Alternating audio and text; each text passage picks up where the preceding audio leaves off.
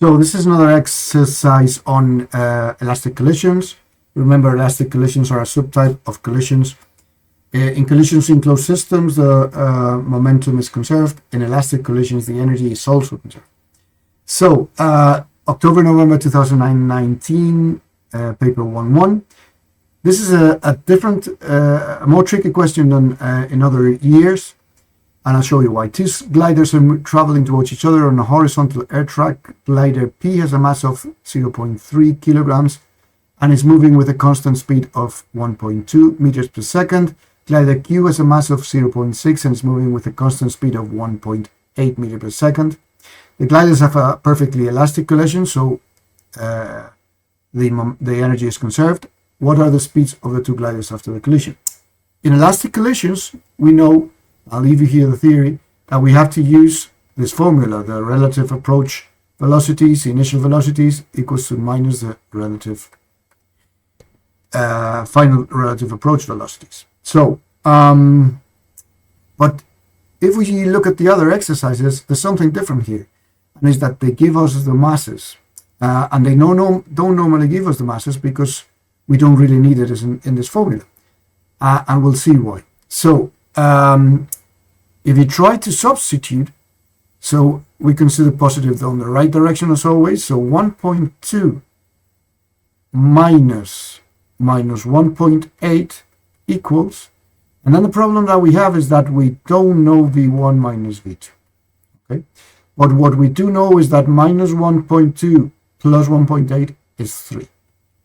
So basically, what we have is that V2 minus V1 equals 3, okay? But we're not given in the answers the direction of V2 or V1, so it can change, okay? But whatever happens, if we so if V1 were in the opposite direction, they would be adding.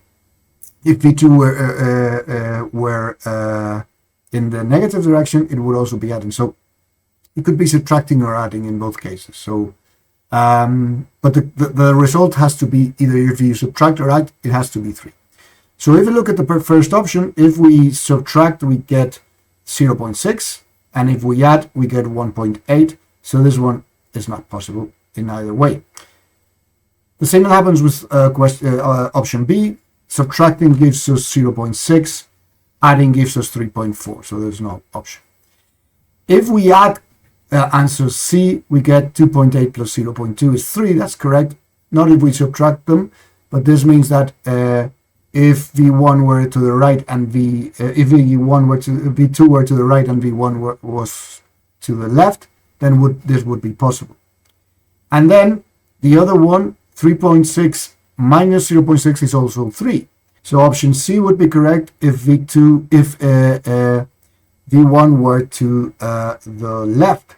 If V1 were to the left, V1 would be negative, and then with the negative would be positive, so 2.8 plus 0.2. Option D, if we do 3.6 minus 0.6, we get also 3. So if we study the directions, the options are in option C, as it has to be 2.8 plus 0.2, and we have V2 minus V1, 0.2 has to be to the right, and 2.8 has to be to the left. That way we have minus 2.8, which is plus 2.8, and so, or the other way around, 0.2 minus 2.8, which is 3, okay? And the other option here, in option D, we have to subtract those to obtain 3. And the only way to subtract those to obtain 3 would be if Q were negative. Okay, so V2 is negative, and minus V1 is positive, so V1 is also negative. Okay, so we have these two options. We can already see from the first equation that the relative approach velocity of 1 versus 2 is opposite to the relative approach velocity of the final relative approach velocity. So if they were going once against each other in the initial state, in the final state they're going to go opposite. So we already know that's probably going to be C, but how can we make sure? Well, that's why we have the masses, okay? So if we calculate with option as, if we calculate the initial momentum, we get 1.2 times 0.3 plus 0.6 times minus 1.8. So if we do that, we get 0.36 minus 1.08, which equals minus 0.72. So the initial momentum is negative and equal to 0.72.